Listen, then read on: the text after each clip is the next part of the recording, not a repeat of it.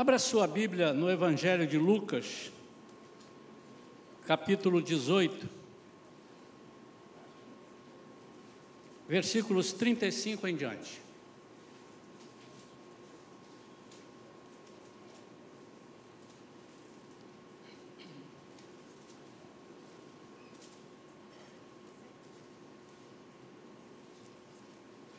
Aconteceu que quando Jesus se aproximava de Jericó, um cego estava sentado à beira do caminho pedindo esmolas.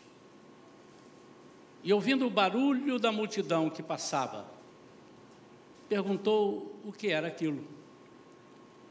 Anunciaram-lhe que Jesus, o Nazareno, estava passando. Então ele gritou: Jesus, filho de Davi, tenha compaixão de mim.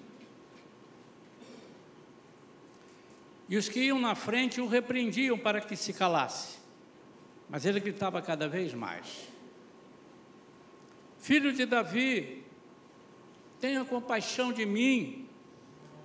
Jesus parou e mandou que trouxessem o cego.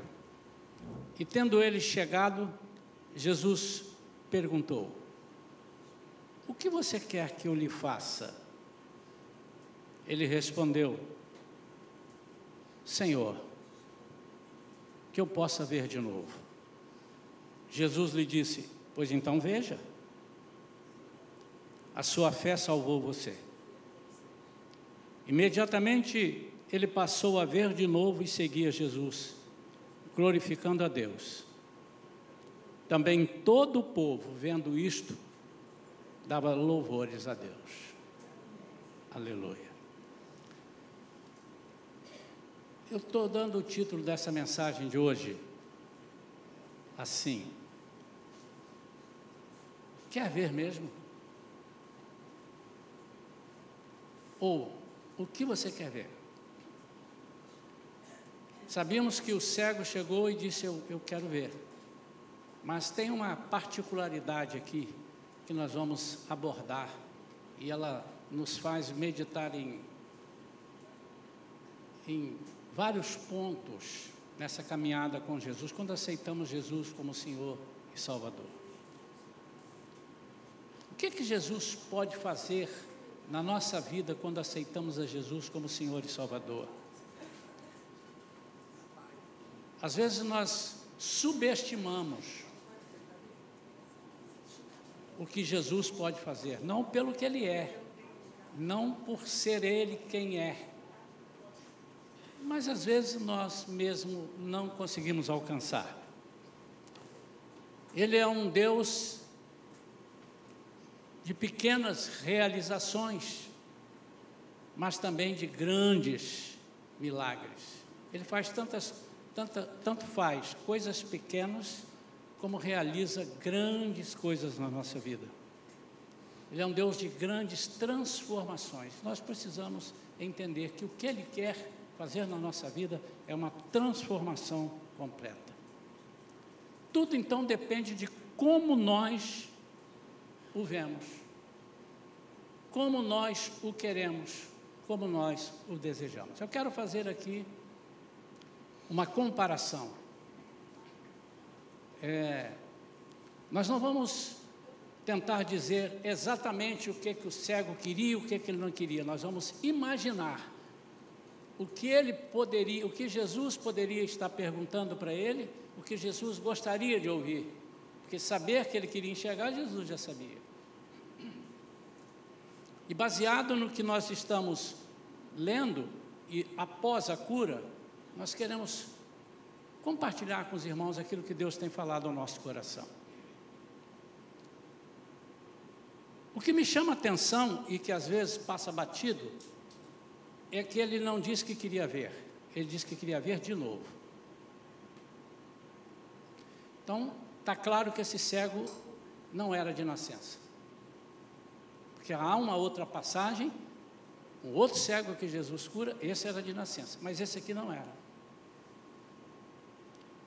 Então ele chega para Jesus, quando Jesus lhe pergunta: o que queres? O que você espera de mim? É como se Jesus tivesse perguntado. E essa é uma pergunta que nós temos que fazer. Eu tenho feito a todas as pessoas que chegam para Jesus, que querem aceitar a Jesus e aceitam e são batizados. Eu pergunto: o que vocês imaginam que vai acontecer na vida de vocês?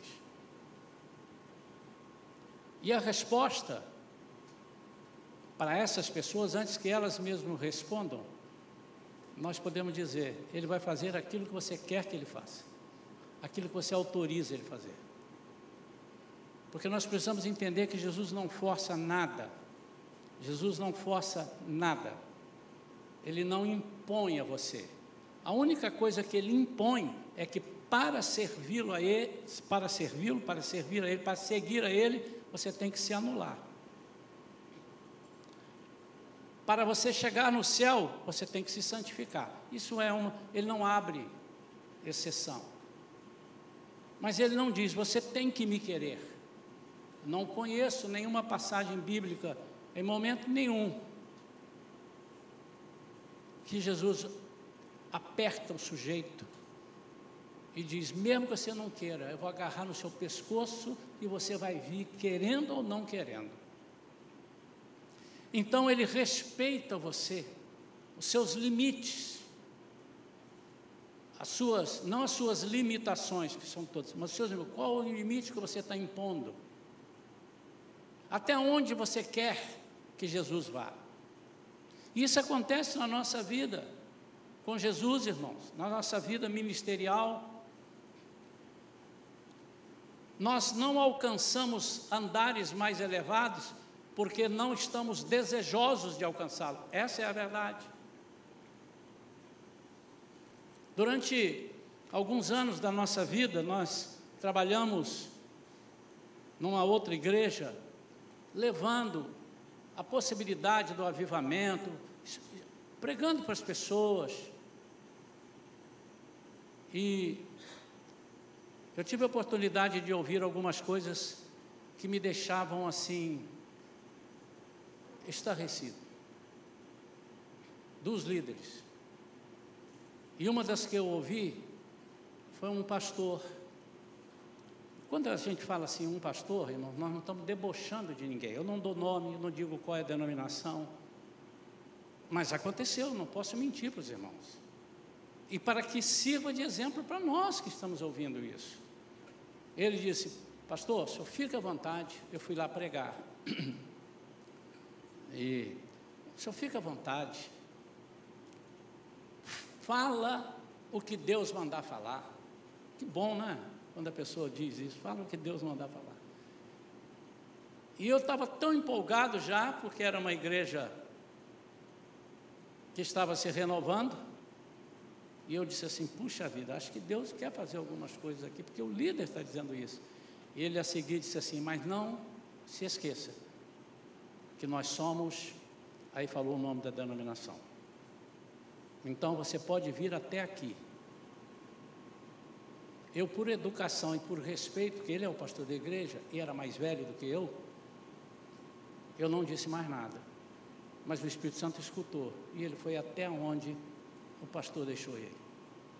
Até onde foi estabelecido em estatuto. Porque está escrito aqui: nós podemos vir até aqui, passou daqui não, porque nós temos essa denominação que nós respeitamos. Mas fica à vontade, pode bater palma, pode pular aí no púlpito, pode cantar, pode alegrar, mas lembre-se, até aqui. E o que Deus fez naquela noite? Ele pode ter salvado 1 ou 2 ou 10 ou 20 pessoas. Ele pode ter curado? Claro! Mas ele não fez ali muitas coisas, por causa da incredulidade do que ele pode fazer e de quem ele é. Em Mateus, no capítulo 14, a partir do versículo 53, se não me engano, não precisa abrir, diz que Jesus não conseguiu fazer muitos milagres. Ele fez alguns, não conseguiu fazer quase nada, muitos, na sua cidade, na cidade onde ele foi criado, por causa da incredulidade dos seus irmãos, das pessoas que estavam lá. E diz lá que eles ficavam perguntando, mas esse não é o Jesus? Não é o filho da Maria? Não é o... Eu não estou falando filho da Maria debochando não, tá, irmãos? O nome dela era Maria. E eles não falaram, é o filho da Davi, senão estaria escrito. É o filho de Maria, não, filho... Não é irmão de Tiago? Ele não estava conosco até um dia desse? E eu acrescento, ele não estava aqui brincando com a gente, jogando bola? Como é que vem esse poder dele? E diz, e Jesus não pôde fazer ali muitos milagres por causa da incredulidade deles, não por causa da falta de poder de Jesus. Vocês estão entendendo, irmãos? Sim. O que queres? E ele disse, eu quero ver de novo.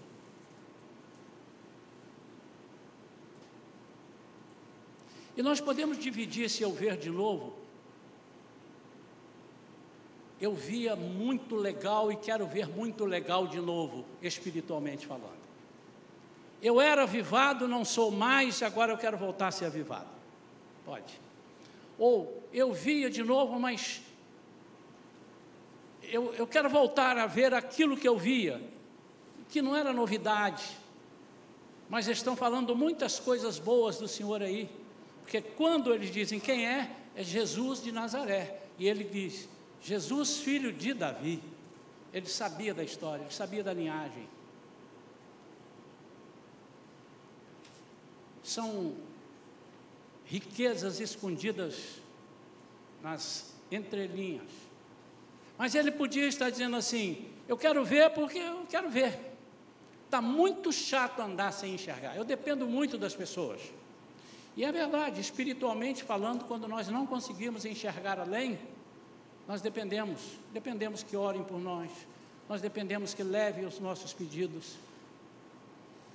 Nós não sabemos que já está declarado desde que Jesus ressuscitou, ele rasgou o véu de alto a baixo, ele morreu, ressuscitou e rasgou o véu e nos adentrou ao Pai diretamente no nome dele, mas eu posso falar com Deus, antigamente não se podia, só o sacerdote. E às vezes a gente não enxerga isso. E não quer isso e vivemos cegos. E Jesus disse para ele, então, veja. E a coisa que é interessante, eu estou lendo aqui, eu me coloquei lá, estou lá, estou assistindo ali, estou igual a Mária, estou ali filmando. Quando Jesus disse, veja, é a mesma coisa que Jesus faz comigo e com você quando você diz, Jesus, eu quero isso, eu quero o Senhor, então tome.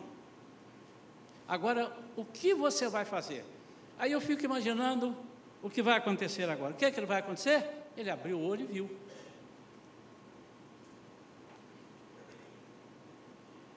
E aí eu estava ali e falou, eu vou filmar as reações dele. O que ele viu? Vocês já pararam para pensar nisso? Primeiro ele viu Jesus.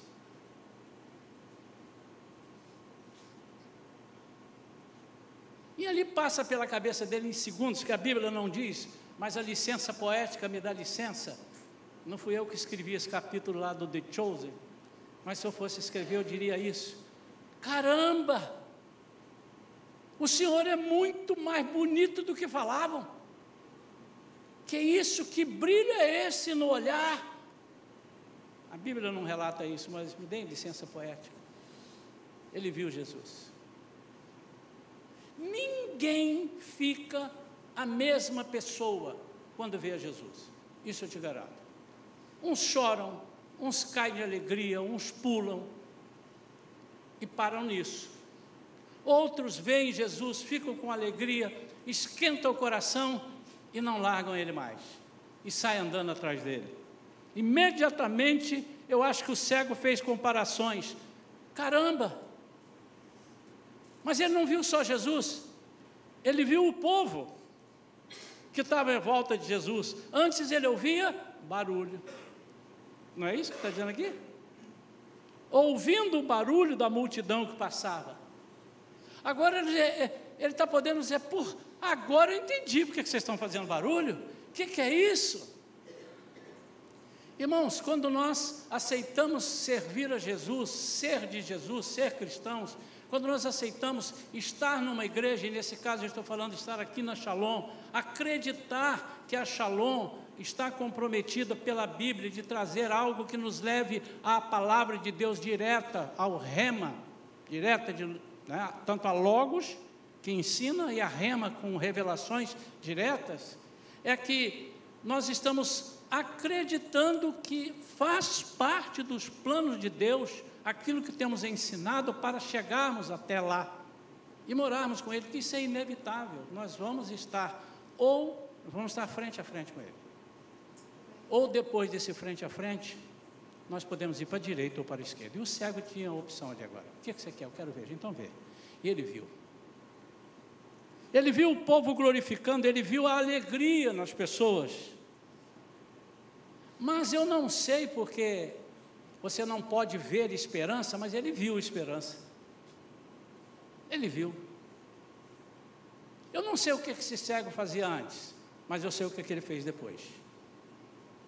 Ele passou a seguir a Jesus. Ele disse que ele foi atrás glorificando. Mas agora, antes ele dependia das pessoas. Tanto que Jesus: tragam ele aqui. Quem está passando? Eu estou ouvindo, mas eu não estou vendo. Às vezes nós estamos ouvindo todos os dias, nós estamos chegando no final do ano. Quantas pregações, quantos ensinos, quantos testemunhos, quantos toques que o seu irmão, a sua irmã, até o ímpio já te botou aí: presta atenção. E você: caramba, lembrei que eu sou crente. Quantas vezes estamos ouvindo, mas não estamos vendo?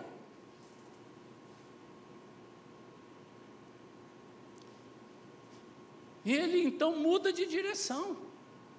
É como se ele estivesse pegando as palavras de Paulo e dizendo assim: o que antes para mim era lucro, eu agora considero como perda por causa do que eu estou vendo, por causa de Cristo. Ou seja, o cego estava dizendo: o que eu via antes não me interessa mais. Mas além disto, quando ele toma essa atitude, as pessoas vão glorificando pelo que estão vendo. As mesmas que viam, agora estão vendo outra coisa. Eu embolei muito, não, irmãos. Estou falando para uma plateia seleta e inteligente, né? Todo mundo PhD. Ele não via, passou a ver. E os que estavam vendo, passaram a ver o que ele viu. E vendo o que ele fazia, glorificavam. Está dizendo aqui. Também todo o povo, vendo o quê? Vendo o quê? Vendo o que aconteceu na vida dele. Ah, não, pastor, ele está falando só que está vendo do milagre. Não está vendo do milagre, vendo o que a decisão que ele tomou, e então dava louvores a Deus. Você vê a importância sua no contexto do Evangelho, meu irmão e minha irmã. O diabo usa isso, ao contrário. Ele faz com que você dê um escândalo, para que você desvie pessoas. Mas o que Jesus quer é que você glorifique para atrair pessoas. Tudo aquilo que Deus quer, que Deus faz na nossa vida, o diabo usa para fazer o contrário. Nós temos às vezes muita facilidade de desvirtuar, mas Jesus quer que nós agreguemos. Há milagres que apenas consertam. Esse é outro ponto. O que você quer ver? Restaurar minha visão. Eu quero que restaure a minha visão. Mas há milagres que transformam vidas. Há milagres que Jesus faz com a esperança de que você aceite aquilo como um mimo, mas que atrás daquilo tem muito mais coisas, algo muito mais rico, muito mais importante. Ao poder ver, ele contemplou um tesouro bem à sua frente. Parece que eu estou vendo aquelas parábolas de Jesus falando: um homem vai e encontra um tesouro no campo. Ele disse: assim é o reino de Deus, assim é o que o cego viu. Dá licença poética de novo, estou emendando aqui. Isso é o que o cego viu.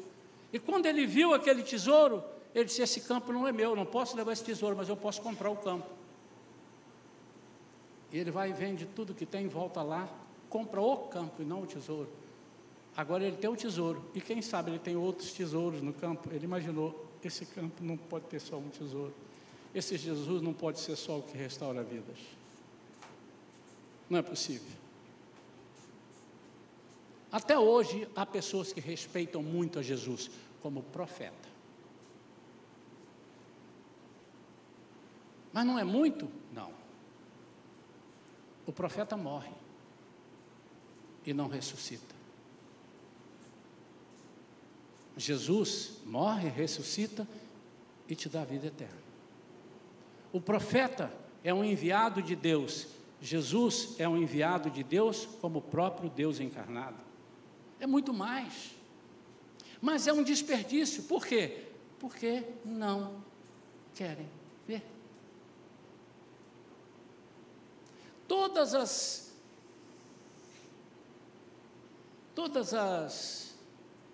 demonstrações, todas as colocações que nós temos na Bíblia apontam para Jesus, não o curandeiro, embora ele tenha feito muitos milagres.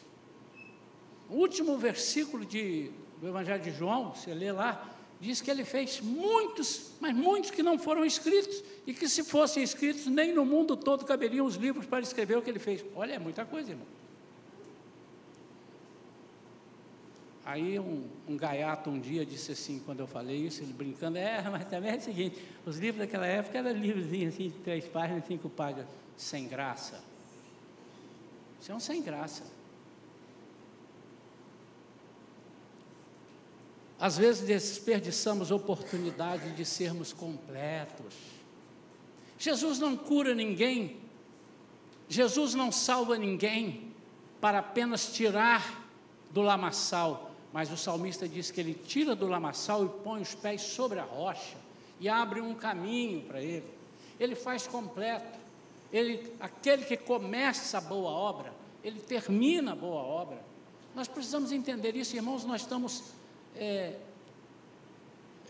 desperdiçando grandes coisas na nossa vida, desperdiçando a oportunidade de sermos completos, felizes. E felicidade não significa alegria, felicidade não significa você nunca mais ter tristeza, nunca mais ter alguns pontos na sua vida que te deixe aparentemente infeliz. Não significa isso, porque o próprio Jesus já disse que não seria assim. No mundo vocês vão ter aflições, tribulações. Então não é isso, mas é você saber que mesmo em todas as circunstâncias, e há versículos e versículos, servos de Deus falando, mesmo em todas as circunstâncias, nós temos a garantia de uma vida eterna, e que não é uma vida chata, como muitos pensam, e eu também pensava quando era criança. Não vou poder ver meus amigos, não vou fazer mais nada, eu não quero coisa chata lá no céu, ficar só com... Não, vai ser uma vida sem o Satanás. Nós vamos ter prazer em tudo que fazemos.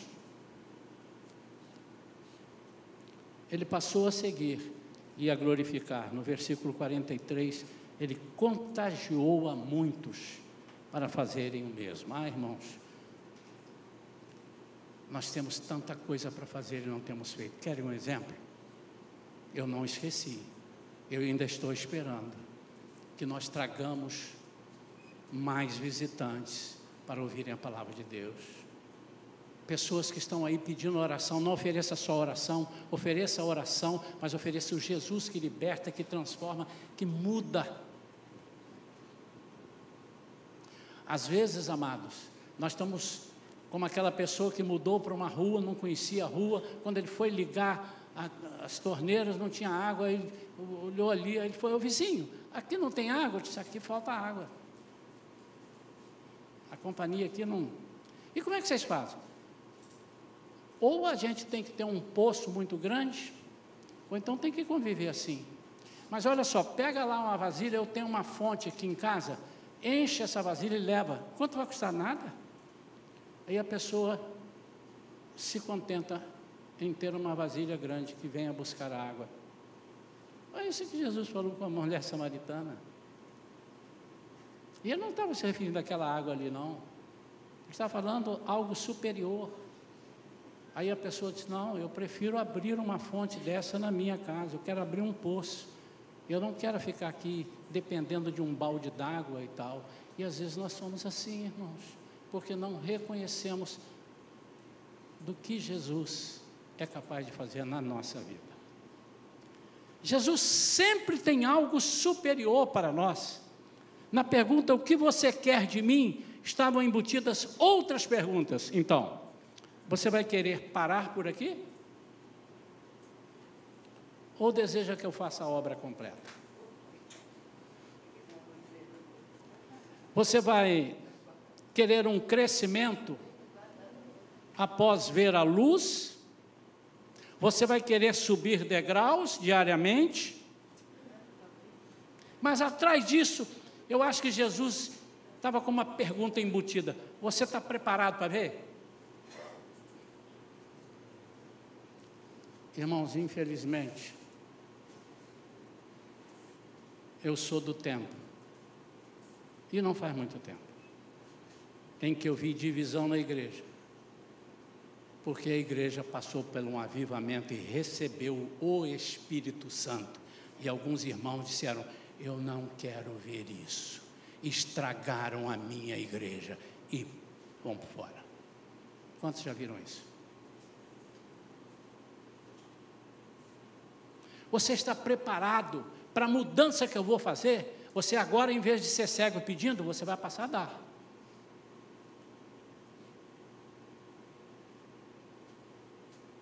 Você agora, em vez de depender, me leva, você vai levar. Por que Jesus te tirou de lá da macumba? Por que Jesus tirou lá do lamaçal? Por que Jesus tirou lá dos lugares piores do mundo e te trouxe? Por que Jesus te tirou de um poço de lama? Porque você é lindo. Porque você merece. De jeito nenhum, nenhum de nós merece. Ele te levou para você fazer pelas pessoas. Quando Jesus restaura o teu casamento, Ele está te dizendo, há muitos casamentos aí que precisam ser restaurados, e você precisa ser esse catalisador. Quando Jesus cura você, quando Jesus cura as suas finanças, Ele está dizendo assim, vá dizer para as pessoas. A Bíblia está recheada de exemplos, vá contar o que eu fiz. Por que é contar? E esse Jesus é campeão, hein? Ele é tremendo. Não, ele, independente do que você e eu pensemos, Ele é. Queira você ou não queira, Ele é. Quando Deus conversa, e Jesus é Deus, quando Deus conversa com Jó, onde você estava quando eu separei as águas da terra? Onde você estava quando eu criei isso tudo? Quem é você? Ele está dizendo, rapaz, acorda. Você está preocupado com coisas muito pequenas. Antes de você e antes de tudo existir, eu já existia.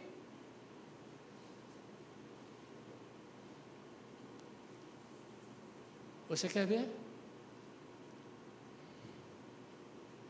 Sabe por que algumas pessoas também não aceitam ou têm uma resistência a essa presença do Espírito? Porque ele solta um farol de 7.000 volts, ilumina tudo que está dentro de você, e começa a aparecer podridão, coisas erradas, e às vezes nós falamos assim, vai dar um trabalho danado, é melhor eu não mexer nisso. Então você está preparado para mudar? E esse preparado para mudar, você está preparado de encurtar? Vão fazer uma cirurgia na tua língua, não vai doer nada, mas vai ter que cortar um pedaço dela, amigo, porque ela está muito grande. Pastor, não fui eu que disse. Não foi eu que disse. A Bíblia diz isso. Se você dominar a língua, você domina o corpo todo.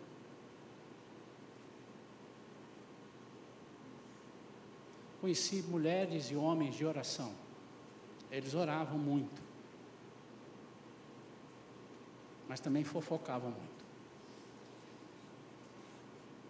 Você está preparado para mudar? Porque Jesus está dizendo, você tem o hábito de mentir?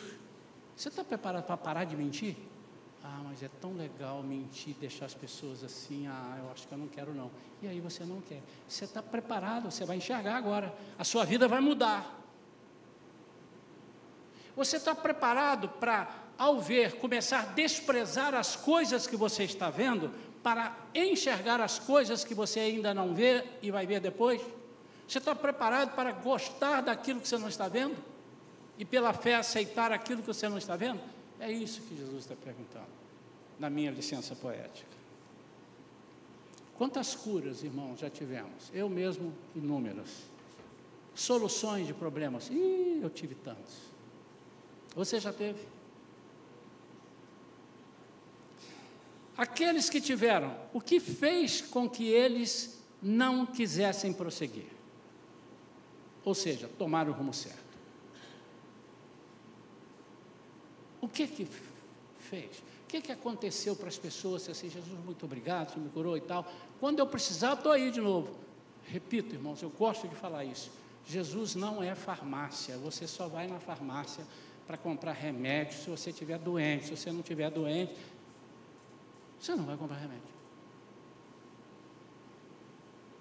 Mas Jesus tem farmácia dentro dele, para curar pequenos curativos, mas também tem hospital, para fazer transplante de coração.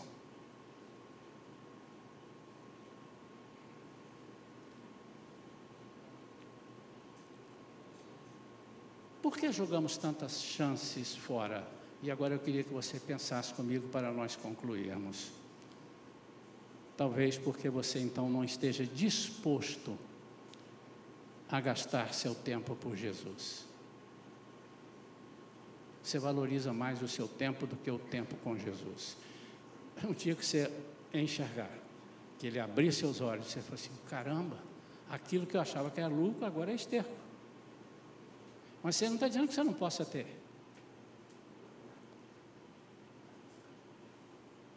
Quando nós recebemos Jesus, nós recebemos a promessa do Espírito Santo. É disso que eu estou dizendo. O Espírito Santo que te aparelha, que te capacita com ferramentas apropriadas. Eu estava tentando tirar um negócio aqui na cantina, a irmã Débora e a pastora estavam comigo ali, e não tinha uma chave, era uma chave Phillips, aquela cruzada. E eu achei uma faca ali, eu falo tanto sobre isso, né, irmãos? Eu peguei uma faca daquela de mesa e coloquei ali no parafuso, e ela rodou. E foi rodando, devagarzinho. Eu já estava quase desistindo, que coisa chata, o parafuso não saía. Mas era só eu parar ali, vir aqui, buscar a chave de lá do quartinho, pegar uma chave, colocar ali. Sabe o que eu fiz? Eu falei, deixa aí que chama o irmão Licínio. Não foi isso, irmão Licínio? Isso era segunda-feira. Amanhã o irmão está aí, que certamente as mulheres de oração estão aí, ele vem trazer a irmã Neuza, ele vai arrumar isso aí. O irmão Licínio chegou com a ferramenta apropriada dele, mas foi com o pé nas costas. Vê se nós não temos sido assim, irmãos. Eu posso entrar na presença de Deus através do Espírito Santo com uma chave até elétrica, e às vezes eu estou usando faca de mesa inapropriada para tirar um parafuso duro que pode quebrar a faca ou me fazer desistir. Note que o cego a princípio pediu uma coisa. O que é que ele pediu? Hein? Não entendi. Não, isso foi a segunda coisa. Qual foi a primeira? Vamos lá? Hein? Misericórdia. Compaixão. E às vezes nós estamos com Jesus só quero compaixão.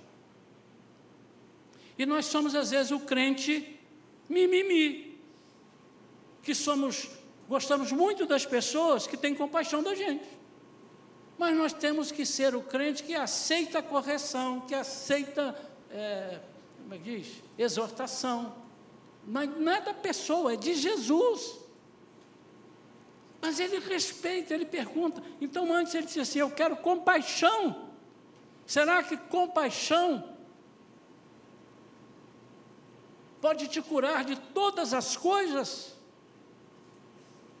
Ele queria compaixão para enxergar. E Jesus disse assim: eu vou dar a compaixão para ele. Caramba, você não está vendo, tem uma compaixão aqui, que mesmo que eu te cure, você vai morrer com essa compaixão, você não vai ter vida eterna. Eu vim aqui para você ter vida eterna. Camarada, eu estou pregando para todos os lados, eu estou dizendo que eu sou aquele que vim restaurar a vida. Ele não disse isso, mas ainda bem que o cego entendeu. Inicialmente eu acho até que ele queria compaixão da cura. Eu quero enxergar, que coisa chata andar com bengala, as pessoas me levando. Agora eu posso ver. Mas quando o Senhor abriu os olhos, ele disse assim: a compaixão que ele teve de mim, por isso que eu estou adorando a ele. Eu não mereço, eu sou uma pessoa que nem estava andando com ele, ele agora está me dando a vida eterna.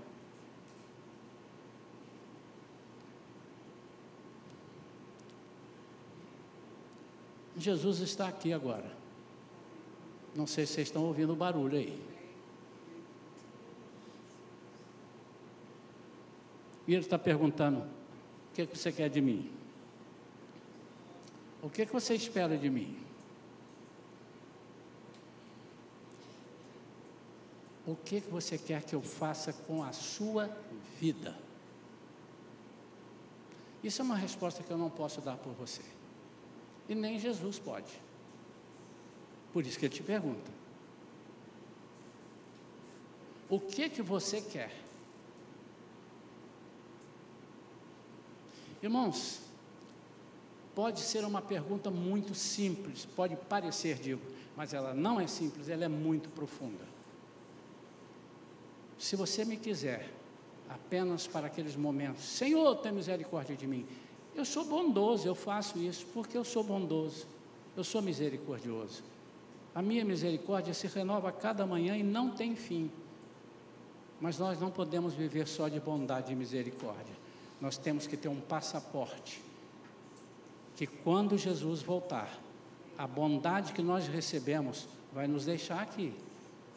Mas a decisão que nós tomamos, dizendo: ele teve compaixão de mim, tirou-me de um poço de lama, colocou os meus pés sobre a rocha, colocou um cântico em meus lábios.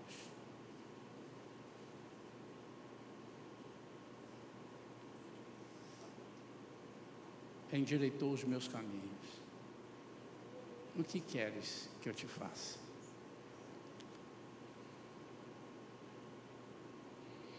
Há muitas oportunidades na nossa vida. Algumas, as pessoas dizem: a oportunidade não bate duas vezes a sua porta. No Evangelho bate inúmeras vezes. A diferença é que você não sabe quando será a última. Essa é a verdade. Ninguém sabe. Porque no dia que Jesus voltar, a Bíblia diz que essa primeira, que não é volta, né? A volta dele será, a segunda volta de Jesus é quando ele vai pisar a terra com os santos, né, os que morreram e foram com ele. Mas essa agora que a gente chama volta, ele vem buscar a igreja, ele não pisa na terra. Isso é claro na Bíblia, não é? Ele nos recebe nas nuvens, vamos dizer assim. Ele suga a igreja, ele arrebata a igreja.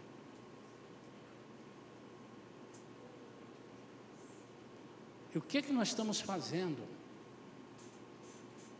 para esperar esse momento? Porque nós não sabemos que dia é. Irmãos, eu posso não terminar a mensagem aqui agora.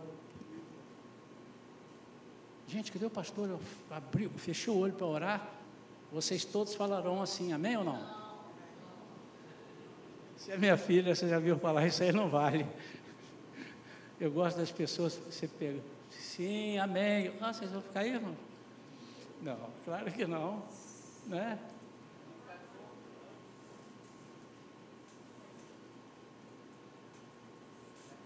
Qual é o principal dessa mensagem? Eu quero ver tudo que Jesus tem para mim. Número 1. subdividindo. E eu quero contar para todo mundo o que eu vi. Eu quero evangelizar. Eu quero que as pessoas saiam glorificando meu nome, em nome de Jesus, pelo que eles viram. Quantos... Cuidado, irmãos. Cuidado, hein? Quantos gostariam de fazer um propósito com Deus? Já falaram isso antes, mas vamos fazer a partir de amanhã, 1º de dezembro. Vamos começar de segunda-feira, né? Tudo começa segunda, não começa? Segunda-feira, vamos começar segunda-feira. Dezembro, mês bonito, que se fala que Jesus nasceu. Ele não nasceu em dezembro, mas já que está todo mundo comemorando em dezembro, vamos comemorar também, né? Não vamos estragar a pregação dos outros, né? Então vamos lá. Quantos a partir de amanhã disse assim: pastor, eu não quero assumir só contigo, mas vou assumir comigo também, que eu sou seu pastor aqui. Eu sou seu amigo, sou seu companheiro, sou seu irmão, antes de tudo, e Jesus me colocou como pastor aqui, Ele tem me cobrado. Ele tem me cobrado. E não sou eu que tenho que evangelizar só, ovelha atrás ovelha. Vamos falar para as pessoas. Tem pessoas que têm muitos amigos, outros têm poucos amigos, mas você não precisa ter os amigos só. Fala para as pessoas, não seja chato. Entrando ali, dá licença, eu quero falar aqui de Jesus agora. Pera, irmão, não. Já pensou? Uma hora inoportuna? Não. Mas deu gancho, entra. Mas não fale assim: vai lá na minha igreja, lá é bom, nós vamos orar para você, você vai ficar bom. Não, irmãos. Cara, eu era assim. Jesus mudou a minha vida. Jesus, mas eu não acredito muito nisso. Você tem a opção de não acreditar, mas me dá uma chance, vamos lá comigo. Lá, inclusive, a gente vai orar por você. Inclusive. Mas vamos lá, porque não tenha dúvida, você faz a sua parte e Jesus vai fazer a dele, o Espírito Santo vai fazer a dele. Vamos assumir esse compromisso? Vamos ver se até o meado do ano que vem a gente quebra algumas paredes, a gente aumenta alguns lugares, não por aumentar, mas para ganhar mais pessoas, tirar pessoas de onde eles estão para levar para o lugar onde eles deveriam estar, que Jesus morreu por todos, inclusive por eles. Vamos fazer isso, irmãos? Não é difícil, queridos. Use uma desculpa qualquer. Vai ter um negócio legal lá na igreja. Deixa ele vir. O que era legal? Você não viu? Você não viu o que era? Meu Deus, Jesus falou o tempo todo. E não é a sua função fazer com que ele aceite. Isso é o Espírito Santo quem vai fazer. Mas quem vai aceitar se não há quem aceite? Como haverá quem aceite se não há quem convide? Vamos fazer isso? Quantos? Fala, pastor, pode contar comigo, eu queria ver mãos aqui. Quantos podem contar? Eu posso contar com vocês? Posso contar? Eu não estou preocupado. Tem igreja que está dando metas. Irmão, você aceitou Jesus agora, você tem uma meta. Até janeiro você tem que trazer 5 pessoas, tá bem? Você 8. Você tem muito conhecido, você tem que trazer 15. Não precisa ser assim. Porque não está na Bíblia. Mas está na Bíblia dizendo que nós temos que trazer. Ide por todo mundo, pregai o Evangelho a toda criatura, fazei discípulos de todas as nações. Vamos orar? Vamos ficar de pé, queridos.